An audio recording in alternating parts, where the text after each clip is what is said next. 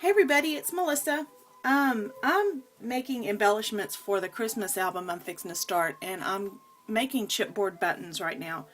And I thought I would show y'all how I make mine.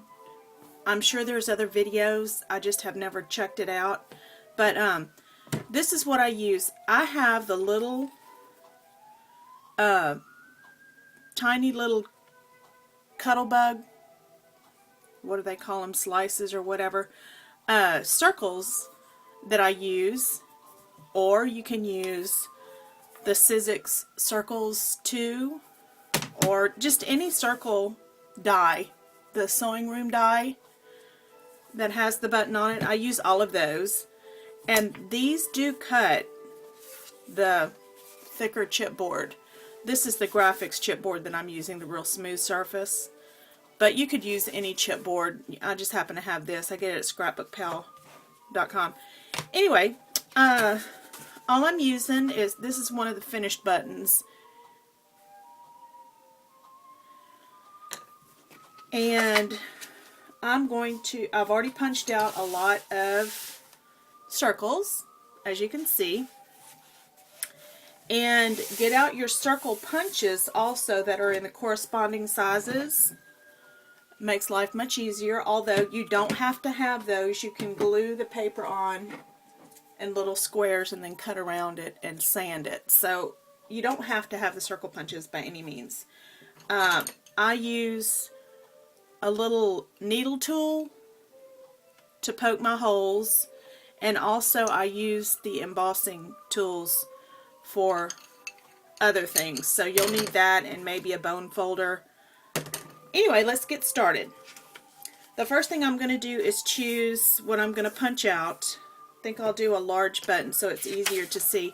This is a 1.5 inch circle, and I'm going to punch out his face.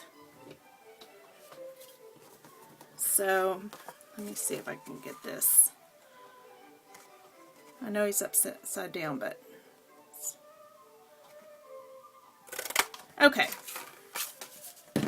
Move this stuff out of the way.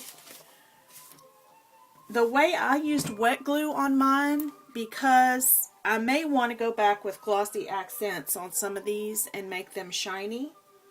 So I'm not sure how a dry adhesive would hold up with that, like running it through your little Xyron or whatever. So I just go ahead and use the wet glue. And I'm using the Aleene's acid-free tacky glue. I use this all the time. You could use glossy accents for this step too. Doesn't matter. And I make sure that I squish it around so it goes all the way to the edges, because you're going to be distressing the edges if you want it distressed. If you don't, then you won't be. But you want it all the way to the edge anyway. You want to have some glue kind of seep out of the edges. And just press it firmly and go around with your finger and wipe off the excess. That's a no-brainer. And I use a baby wipe. And that really pushes that paper. It makes it mold to the edge better. And I just leave it for a minute or two to tack up some. The inks that I'm going to use, I have the Walnut Photo Distress Stain that I'm going to go around the edge of the chipboard with. And then I'll follow up with my ink tool and my distress ink to bring that ink in onto the picture some. The next thing we're going to do is push the holes, excuse my reach, in the top of the button. And all I'm going to do is just kind of aim for where I want my holes. I don't want them right in his face, so they're going to be probably down below, closer into his beard here. And I'm just using a piece of packing material that I got. I can't remember. It was some kind of electronic equipment. And I use that to poke holes. And this is a Martha Stewart embosser that has a needle end on it. So I'm just aiming for where I'm going to move it for just a second. I'll put it back.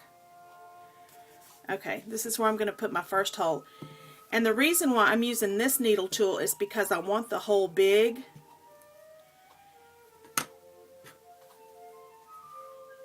and come over, go right about here, and I'm pressing about 3/4 the way down on this tool, and it made some pretty good size holes.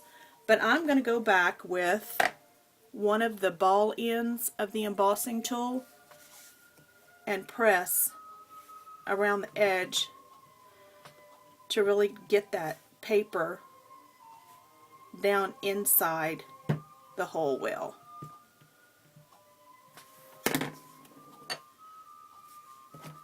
Use a larger one. You just really want to divot. You want it to look really nice. Okay. Now what I'm going to do with my bone folder is go around the edges to press. See, this is the area that I haven't done, and this is the area I have done. It bends that paper and breaks that sharp edge on the chipboard, and they actually look like they were not glued together, but printed on top of the chipboard. So it's a small step, but it makes a big difference. So just go around all your edges and get it nice and burnished down.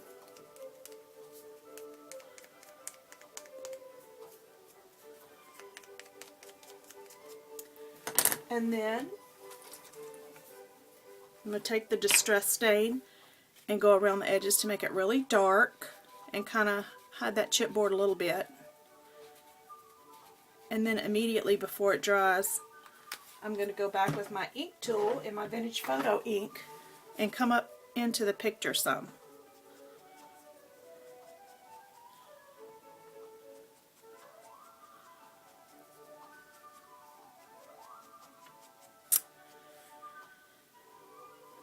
And that's my finished button. So easy. And then I have some, let me try and get some better light on that. So dark over here.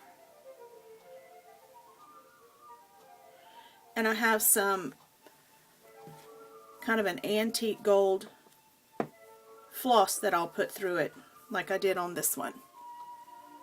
But anyway, that's how I make my little chipboard buttons. I hope that was easy to follow, and y'all go make some buttons. Thanks for watching. Bye.